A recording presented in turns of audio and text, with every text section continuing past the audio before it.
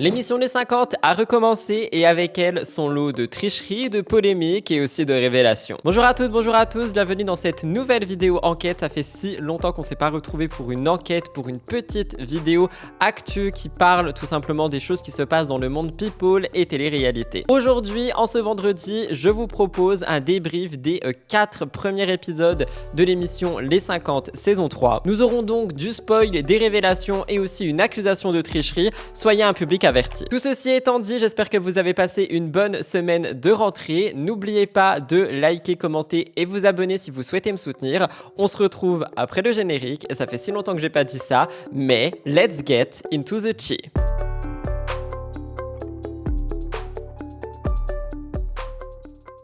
Je vais beaucoup rester sur mes notes pour cette vidéo. Vous allez voir, on a beaucoup d'informations. La saison 3 de l'émission Les 50 a débuté lundi 2 septembre et on a eu pas mal de surprises. L'épisode a été diffusé à 19h50 sur W9 si jamais vous voulez suivre l'émission et on a eu l'arrivée de nouveaux candidats tant attendus par les téléspectateurs. Déjà quelques jours auparavant, le compte Instagram de l'émission avait partagé des extraits suscitant une certaine impatience. Les premiers participants avaient aucune idée de ce qui les attendait et les surprises, littéralement, n'étaient pas au bout de leur surprise. Ça fait une expression bizarre, mais voilà. Ce jeu télévisé emprunte certains codes de Squid Game, mais également on va pas se mentir, un petit peu de Fort Boyard et Koh-Lanta pour cette année, et on a 50 candidats dans un château, soumis à des épreuves imposées par le lion, accompagnés de ses amis les animaux. L'objectif de l'émission, il est simple, être le dernier candidat. On a Julien Bert qui a remporté la saison 1,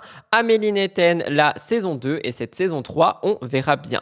Le casting a révélé pas mal de personnes. On a notamment la fille de Daniela Lombroso qui a fait parler d'elle. On a aussi Amélie Netten qui est de retour mais pas en tant que candidate. Et surtout, on a beaucoup d'anciens candidats de la saison 1 et de la saison 2. Et c'est vrai que c'est quelque chose qui a fait déjà énormément réagir sur les réseaux sociaux parce qu'on se dit qu'il y a beaucoup d'anciens candidats et que donc c'est un petit peu dommage. Mon avis par rapport à ça, honnêtement, je suis assez d'accord avec le fait qu'il y ait des gens qui critiquent cette décision, dans le sens où je pense qu'on aurait pu avoir également des anonymes, c'est-à-dire une bonne dizaine de personnes anonymes qui auraient pu découvrir le concept des 50 et pas forcément recycler par exemple Simon pour la 3e fois, vous voyez ce que je veux dire. Petit café, parce que c'est dur en ce moment la rentrée. Mais bon, l'émission, on le sait, elle s'est jouée avec les nerfs des candidats et des téléspectateurs et on a déjà pas mal de surprises qui étaient annoncées avant le lancement. Comme la surprise du lion. Je cite, aujourd'hui vous êtes 51 joueurs, mais ce jeu, les 50, ne peut débuter qu'avec 50 participants.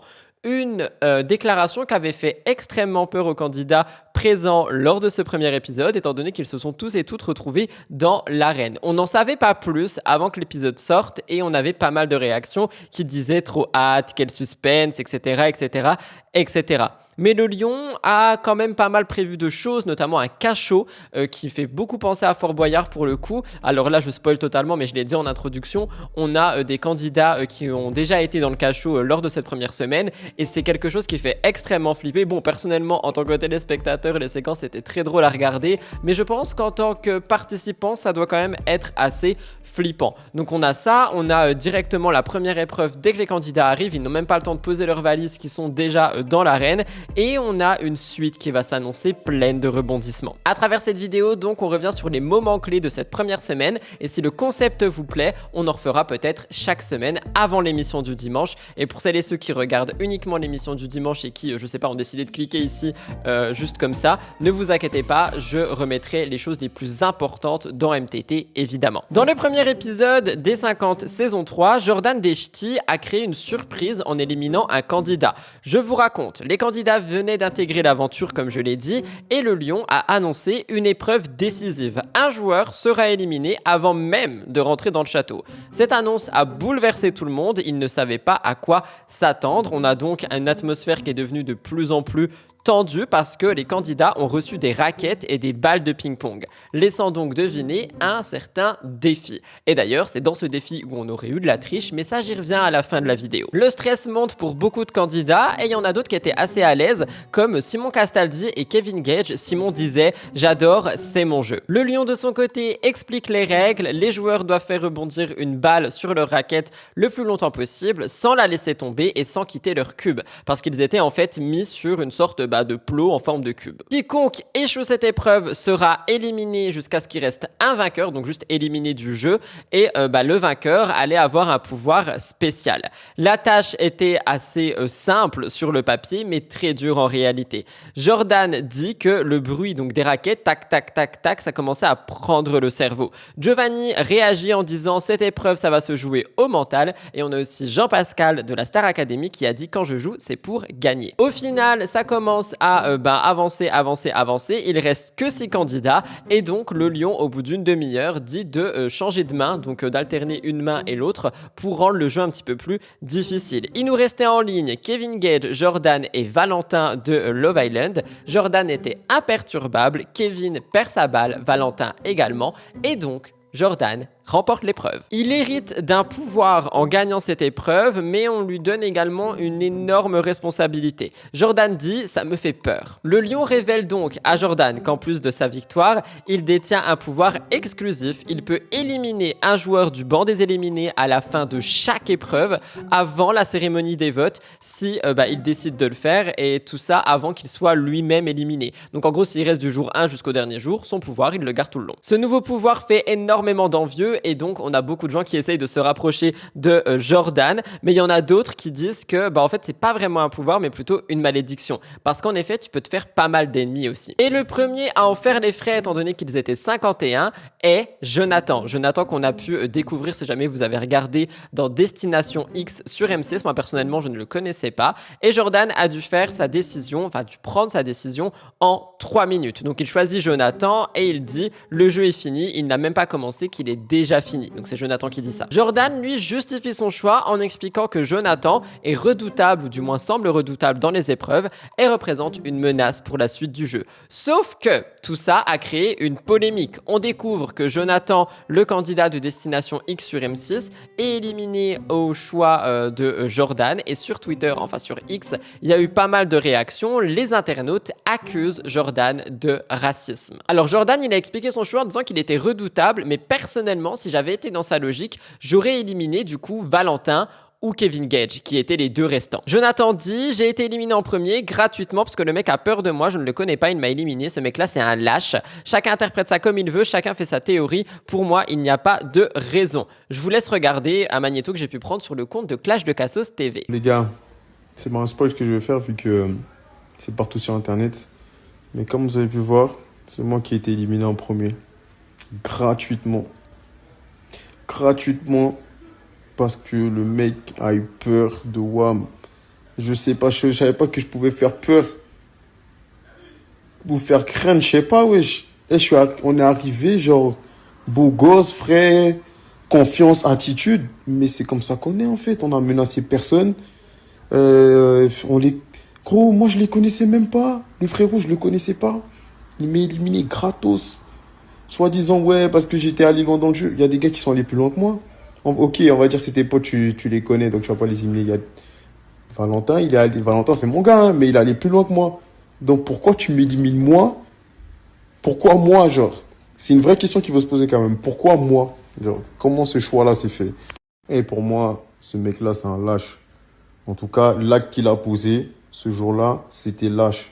Parce que c'est quoi les justifications? Ouais, parce que j'étais un joueur fort. Mon gars, il y a d'autres gens j'ai fini 4e sur 50. Il y a d'autres gens qui ont fini après moi. Genre, ok, tu les connais, peut-être c'est tes potes, mais Val, par exemple, Val, c'est mon gars. Je dis pas je voulais pas qu'il soit éliminé, mais si on suit la logique, c'est Val qui doit éliminer. Pourquoi tu laisses le 3e pour éliminer le 4e? Je comprends pas, en fait. C'est quoi l'explication? Pourquoi tu laisses le 3e si tu veux éliminer les forts, les gars dangereux qui sont allés loin dans le jeu? Tu élimines le 4e, tu laisses le 3e.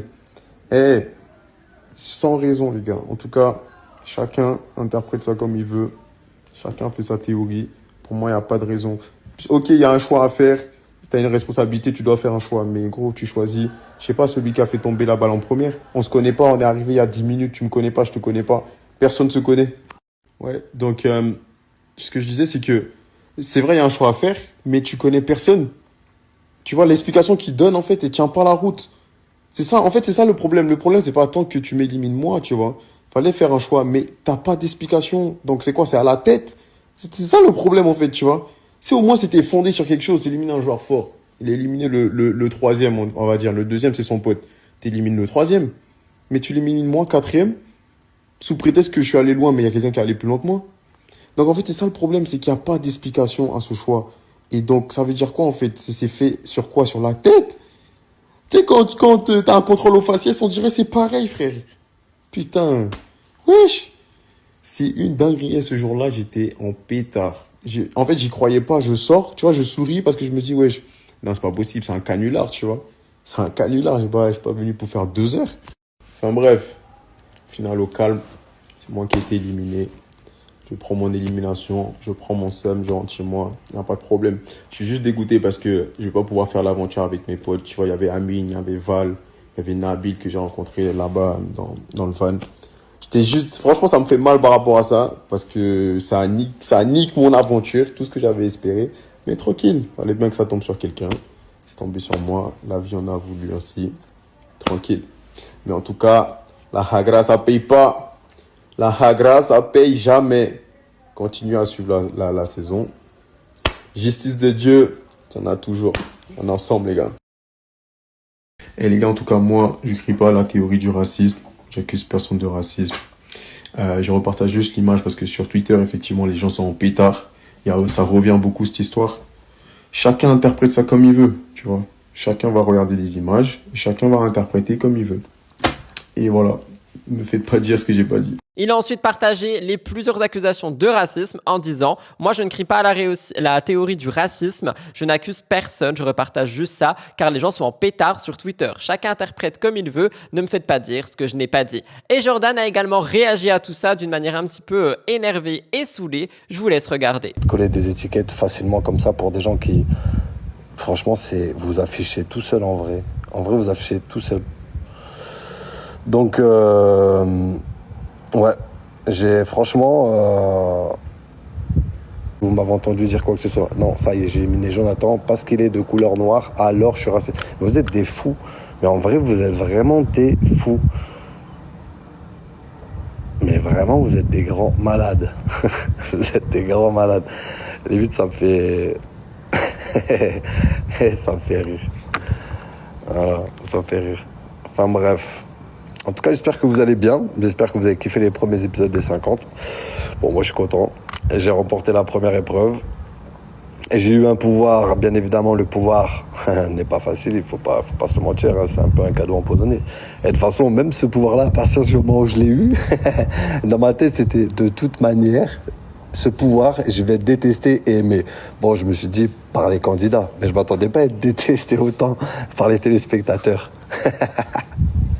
Franchement, vous êtes des ouf. Après, sincèrement, en vrai, moi, voilà, c'est un jeu individuel, on va pas se mentir. Le but, c'est d'arriver au bout, donc par n'importe quel moyen. Et comme cette année, cette année, la règle, c'est qu'il n'y a pas de règle, on fait ce qu'on veut.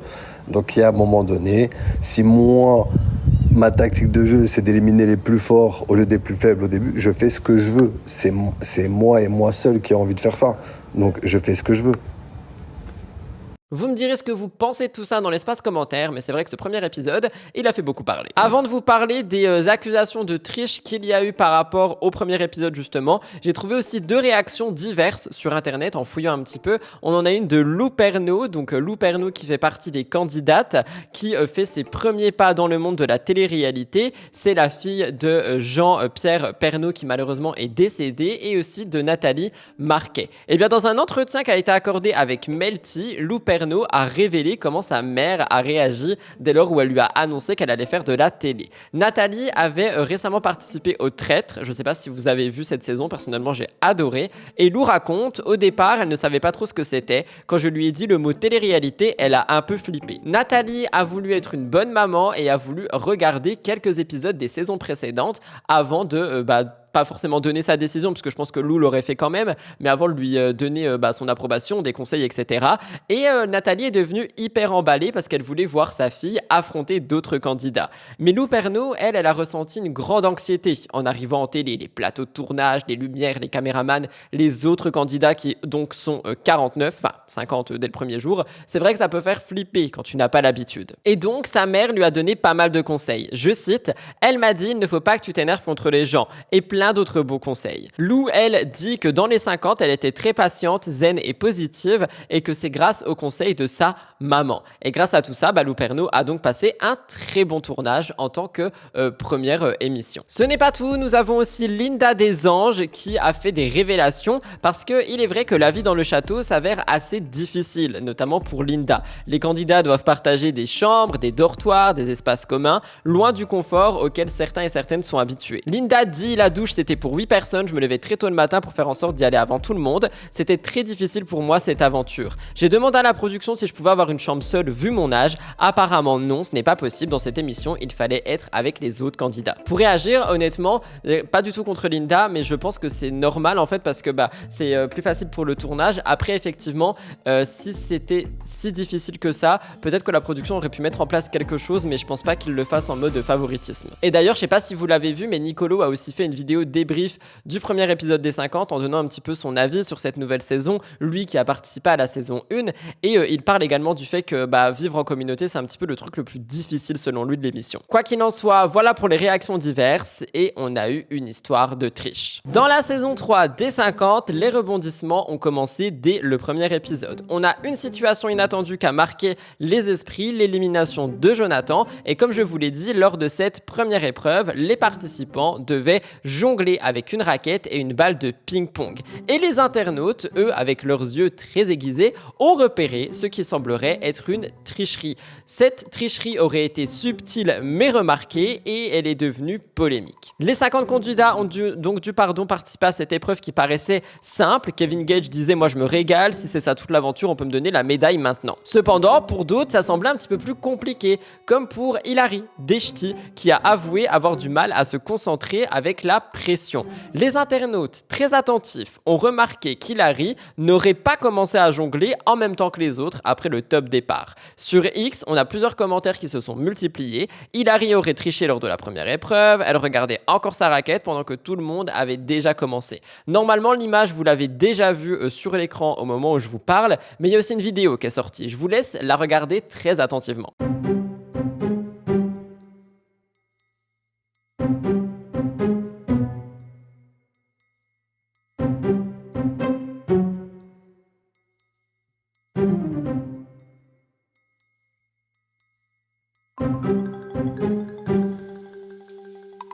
Malgré les accusations, beaucoup d'autres internautes pensent qu'il ne s'agit pas d'une véritable tricherie, mais plutôt d'une erreur de montage. Le moment est très furtif, quasiment imperceptible avec les 51 joueurs à l'écran et n'aurait donc pas eu d'impact majeur sur le jeu, puisque Jordan a finalement gagné et que selon les internautes, il n'aurait jamais éliminé Hilary. Quoi qu'il en soit, s'il y a tricherie, c'est quand même dommage que dès le premier jeu, on en soit là, mais c'est peut-être effectivement une erreur de montage. Ce qui me fait un petit peu douter de cette erreur du montage, c'est qu'on voit Hilary quand même avec sa raquette au loin pendant que les autres sont en train de jouer. Donc l'erreur de montage, elle est où? Bref, cette première épreuve a donné le ton pour la saison, promettant des moments intenses et des polémiques tout au long de l'aventure. Et enfin, je veux terminer la vidéo par vous donner un petit peu ma pensée par rapport à cette première saison des 50 saison 3. Alors, premièrement, j'en ai parlé sur Twitch, rejoignez-nous sur Twitch d'ailleurs et sur la chaîne de replay. J'avais très peur que cette saison des 50 saison 3 soit beaucoup axée sur les clashs, l'amour et pas vraiment le jeu. Malheureusement, j'ai été forcé de constater